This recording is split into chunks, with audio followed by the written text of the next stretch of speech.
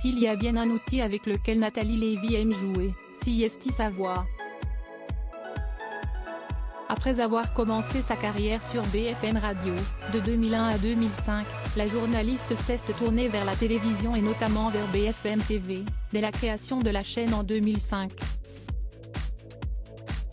Depuis 2021, elle a rejoint le groupe Canal+ et mène notamment les interviews intimistes de l'émission En Aparté et dont la singularité réside dans le fait que la journaliste est invisible. En effet, seule sa voix résonne dans la pièce où se trouve l'invité du jour. Mais contrairement aux apparences, Nathalie Lévy est très loin d'aimer ce timbre si particulier. Dans un entretien accordé à nos confrères du magazine Closer et paru le 7 avril 2023, la jolie brune de 46 ans a évoqué cette voix qui est pour elle, en réalité, un immense complexe qui la poursuit depuis l'adolescence. À 15 ans, on veut impérativement être dans les standards de l'ado, bien dans ses baskets. Comment ne pas être complexé par cette voix trop grave, trop identifiable? Et puis, difficile de minauder avec cette voix si singulière, a-t-elle expliqué dans un premier temps.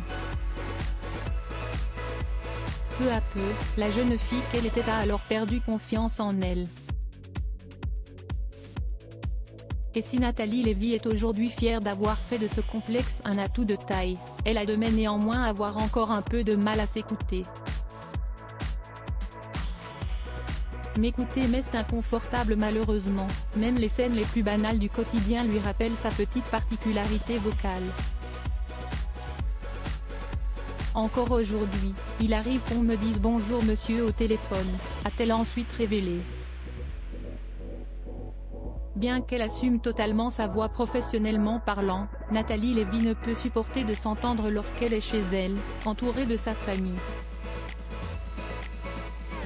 Quand mon mari regarde En Aparté, je change de pièce.